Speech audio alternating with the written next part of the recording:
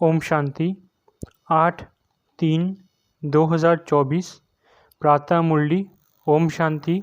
बाप दादा मधुबन। बाबा आज कह रहे हैं, मीठे बच्चे, बाप की सकाश लेने के लिए खुशबूदार फूल बनो। सवेरे सवेरे उठकर याद में बैठ प्यार से बाबा से मीठी मीठी बातें करो। मीठे बच्चे, बाप की सकाश लेने के लिए खुशबूदार फूल बनो। सवेरे सवेरे उठकर याद में बैठ प्यार से बाबा से मीठी मीठी बातें करो। प्रश्न: बाप को सब बच्चे नंबरवार याद करते हैं, लेकिन बाप किन बच्चों को याद करते हैं?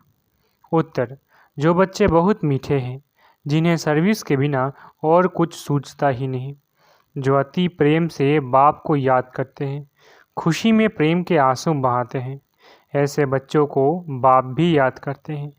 बाप की नज़र फूलों तरफ जाती है।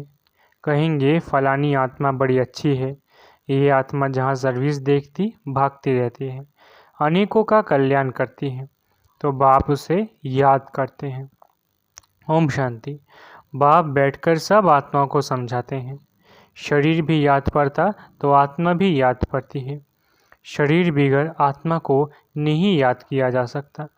समझा जाता है ये आत्मा अच्छी है, ये बाह्यमुखी है, ये इस दुनिया का सैर आदि करना चाहती है, ये उस दुनिया को भूली हुई है। पहले उनका नाम रूप सामने आता है। फलाने की आत्मा को याद किया जाता है। फलाने की आत्मा अच्छी सर्विस करती है, इनका बुद्धि योग बाबा के साथ है, इनमें ये गुण है। पहले शरीर को याद करने से फिर आत्मा याद आती है। पहले शरीर याद आएगा क्योंकि शरीर बड़ी चीज़ है ना, फिर आत्मा जो सूक्ष्म बहुत छोटी है वो याद आएगी। इन बड़े शरीर की कोई महिमा नहीं की जाती है, महिमा आत्मा की ही की जाती है। इनकी आत्मा अच्छी सर्विस करती है, फलाने की आत्मा इनसे अच्छी है। पहले तो शरीर याद आता है। बाप को तो अनेक आत्माओं को याद करना पड़ता है। शरीर का नाम याद नहीं आता, सिर्फ रूप सामने आता है। फलाने की आत्मा कहने से शरीर जरूर याद पड़ता है। जैसे समझते हो, इस दादा के शरीर में शिव बाबा आते हैं, जानते हैं इनके तन में बाबा है, शरीर ज़रूर याद पड़ेगा। पूछते हैं हम कैसे याद करें? शिव बाबा को ब्रह्मा तन में याद करें या परम धाम में याद करें? बहुतों का प्रश्न उठता है। बाबा कहते हैं याद तो आत्मा को ही करना है, परंतु शरीर भी ज़रूर याद आता है। पहले शरीर फिर आत्मा। बाबा इनके शरीर में बैठा है तो ज़रूर शरीर याद आएगा। फलाने शरीर वाली आत्मा में ये गुण है। बाबा भी देखते रहते हैं कौन मुझे याद करते हैं, किस में बहुत गुण है, किस किस फूल में खुशबू है। फूलों से सबका प्यार होता है। गुलदस्ता बनाते हैं, उसमें राजा रानी प्रजा भिन्न भिन्न फूल पत्ते आदि सब बनाते हैं। बाप की नज़र फूलों की तरफ जाएगी। कहेंगे फलाने की आत्मा बड़ी अच्छी है, बड़ी सर्विस करती है। आत्माभिमान में रहे बाप को याद करते रहते हैं। जहाँ सर्विस देखते हैं वहाँ भागते हैं। फिर भी सवेरे उठकर याद में बैठते होंगे तो किसको याद करते होंगे? शिव बाबा परम धाम में याद आता होगा या मधुबन में याद आता होगा? बाबा याद आता होगा ना। इसमें शिव बाबा है क्योंकि बाप तो अभी नीचे आ गया है, मुरली चलाने नीचे आए हैं। इनका अपने घर में तो कोई काम नहीं होगा, वहाँ जाकर क्या करेंगे? इस तन में ही प्रवेश करते हैं तो पहले ज़रूर शरीर याद आएगा, फिर आत्मा। फलाने शरीर में जो आत्मा है यह अनन्य अच्छी है, इनको सर्विस बिगर कुछ सूझता नहीं है, बहुत मीठी है। बाबा बैठे रहते हैं, सबको देखते रहते हैं। फलानी बच्ची बहुत अच्छी है, बहुत याद करती है।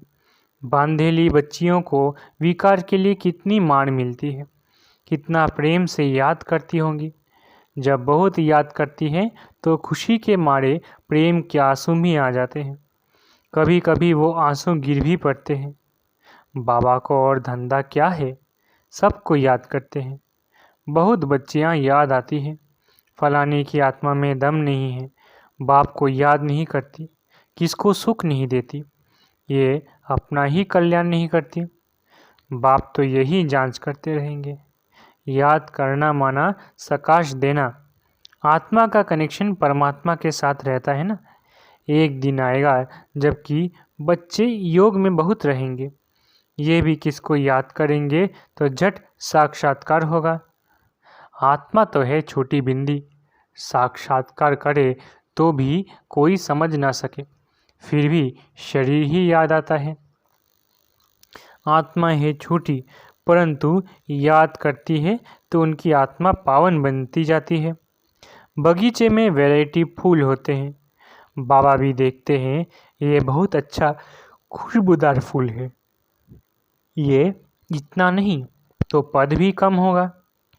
बाबा के जो मददगार बनते हैं वही ऊंच पद पाते हैं, वो भी जो बाप को याद करते रहते हैं। ब्राह्मण से ट्रांसफ़र हो देवता बनते हैं। यह वर्णन भी संगम पर ही कर सकते हैं कि यह दैवी फूल है या आसुरी फूल है। फूल तो सब है परंतु वैरायटी बहुत है। बाबा भी याद करते रहते हैं। टीचर अपने स्टूडेंट को याद करेंगे ना, यह कम पढ़ते हैं, दिल में तो समझेंगे ना। ये बाप भी है, टीचर भी है। बाप तो है ही, टीचर पने का जास्ती चलता है। टीचर को तो रोज़ पढ़ाना है, इस पढ़ाई की ताकत से वो पद पाते हैं। सुबह को तुम सब भाई बाप की याद में बैठते हो, वो सब्जेक्ट है याद की। फिर मुरली चलती है, वो है पढ़ाई की सब्जेक्ट। मुख्य है ही योग और पढ़ाई, उनको ज्ञान और विज्ञान भी कहा जाता है। ये ज्ञान विज्ञान भवन है जहाँ बाप आकर सिखलाते हैं। ज्ञान से सारे सृष्टि की नॉलेज मिल जाती है। विज्ञान माना तुम योग में रहते हो, जिससे तुम पावन बन जाते हो, तुमको अर्थ का पता है। बाप बच्चों को देखते रहते हैं। देही अभिमानी बनने से ही भूत निकलेंगे, ऐसे नहीं सबके भूत फट से निकल जाएंगे। हिसाब किताब जब चुकते हो फिर चलन अनुसार ही पद पाएंगे। क्लास ट्रांसफ़र होते हैं। इस दुनिया का ट्रांसफ़र नीचे हो रहा है और तुम्हारा ऊपर हो रहा है, कितना फ़र्क है। वह कलयुगी सीढ़ी नीचे उतरते जाते और तुम पुरुषोत्तम संगमयुगी सीढ़ी ऊपर चढ़ते जाते हो।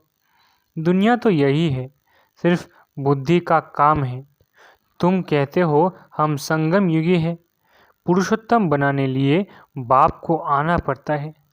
तुम्हारे लिए अब पुरुषोत्तम संगम युग है, बाकी सब घोर अंधियारे में है। भक्ति को वो बहुत अच्छा समझते हैं क्योंकि ज्ञान का उन्हों को मालूम ही नहीं है। तुमको अभी ज्ञान मिला है, तब तुम समझते हो। ज्ञान की एक चुटकी से आधा कल्प के लिए हम चढ़ जाते हैं, फिर वहाँ ज्ञान की बात भी नहीं होगी। ये सब बातें महारथी बच्चे ही सुनकर धारण कर और सुनाते रहेंगे। बाकी तो यहाँ से निकले और खल्लास। कर्म अकर्म विकर्म का राज भी भगवान ही समझाते हैं। यह है कल्प का संगम युग, जबकि पुरानी दुनिया खत्म हो, नई दुनिया स्थापन होनी है। विनाश सामने खड़ा है, तुम संगम युग पर खड़े हो और मनुष्यों के लिए कलयुग चल रहा है। कितना घोर अंधियारा है, गिरते ही रहते हैं। कोई तो गिराने के निमित्त भी होगा, वो है रावण। इस सभा में वास्तव में कोई पतित बैठ नहीं सकता।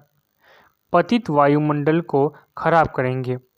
अगर कोई छिप कर आकर बैठते हैं तो उनको चोट भी लगती है, एकदम गिर पड़ेंगे। ईश्वरीय सभा में कोई दैत्य आकर बैठते हैं तो झट पता पड़ेगा। पत्थर बुद्धि तो है ही, बाकी भी पत्थर बुद्धि हो जाएगा, 100 गुना दंड पड़ जाएगा, अपने को नुकसान पहुंचाएंगे। कहते हैं हम देखेंगे, इनको पता पड़ता है। हमको क्या पड़ी, जो करेगा सो पाएगा। हमको जानने की ज़रूरत नहीं, बाप से सदैव सच्चा रहना है। कहते हैं सच तो बिठो नच, सच्चे रहेंगे तो अपनी राजधानी में भी डांस करेंगे।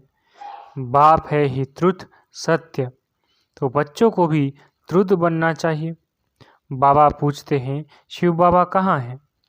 कहते हैं इसमें हैं। परम धाम छोड़कर दूर देश के रहने वाले आए देश पर आए, उनको तो अब बहुत सर्विस करनी है।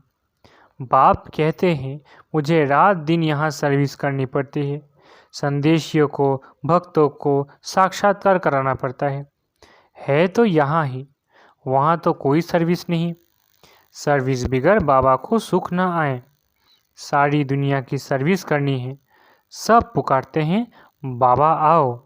कहते हैं मैं इस रथ में आता हूँ। उन्होंने फिर घोड़ा गाड़ी बना दी है। अब घोड़े गाड़ी में श्री कृष्ण कैसे बैठेंगे? ऐसे भी नहीं कोई शौक होता है घोड़े गाड़ी पर बैठने का। देही अभिमानी और देह अभिमानी बनने की बातें संगम युग पर ही होती है, और सिवाय बाप के ये बातें और कोई समझा भी नहीं सकते। तुम भी अभी जानते हो, पहले नहीं जानते थे। क्या कोई गुरु ने सिखाया? गुरु तो बहुत किए, कोई ने भी नहीं सिखाया। बहुत लोग गुरु करते हैं, समझते हैं कोई से शांति का रास्ता मिल जाए। बाप कहते हैं शांति का सागर तो एक बाप ही है, वो साथ ले जाते हैं। सुख धाम शांति धाम का किसको पता ही नहीं है। कलयुग में है शूद्र वर्ण, पुरुषोत्तम संगम युग पर है ब्राह्मण वर्ण। इन वर्णों का भी तुम्हारे सिवाय कोई को पता नहीं है। यहाँ तो सुनते हैं, बाहर निकलने से सब कुछ भूल जाते हैं, धारणा होती नहीं। बाप कहते हैं कहाँ भी जाते हो बैज पढ़ा हो, इसमें लज्जा की बात नहीं है। ये तो बाबा ने बहुत कल्याण के लिए बनाए हैं। किसको भी समझा कर दो, कोई इनसेंसिबल होगा तो कहेगा इस पर आपका खर्चा हुआ होगा। बोलो खर्चा तो होता ही है, गरीबों के लिए फ्री है। वो धारणा कर ले तो ऊंच पद पा सकते हैं। गरीब के पास पैसे ही नहीं तो क्या करेंगे? कोई के पास पैसे हैं परंतु मनहूस है। इसने प्रैक्टिकल करके दिखाया, सब कुछ माताओं के हवाले कर दिया। तुम बैठ सब कुछ संभालो, क्योंकि अब तो ये ज्ञान मिला है कि पिछाड़ी में कुछ भी याद ना है। अंतकाल जो स्त्री सिमरे, बड़ी बिल्डिंग शादी होंगी तो अवश्य याद पड़ेंगे, परंतु थोड़ा भी ज्ञान सुना तो प्रजा में ज़रूर आएंगे। बाप तो है ही गरीब निवास। कोई कोई के पास पैसे होते हैं तो भी मनहूस होते हैं।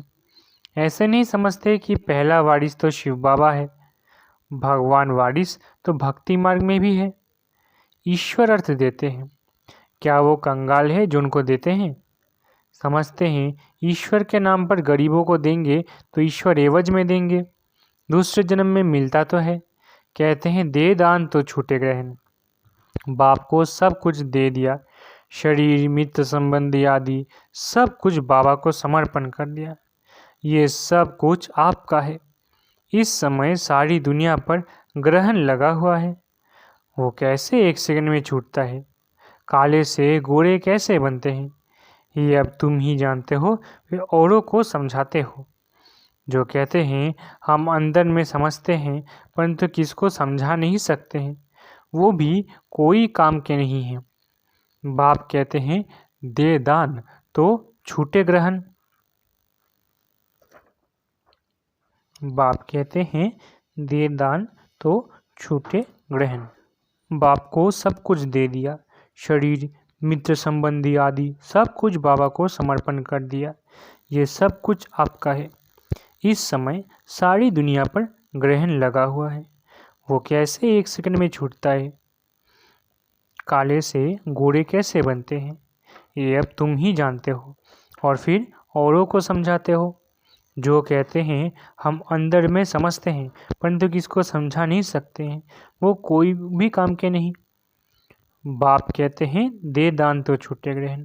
हम तुमको अविनाशी रत्न देते हैं, वो सब को देते जाओ तो भारत पर व सारी दुनिया पर जो राहु का ग्रहण बैठा हुआ है वो उतर जाए और बृहस्पति की दशा हो जाए।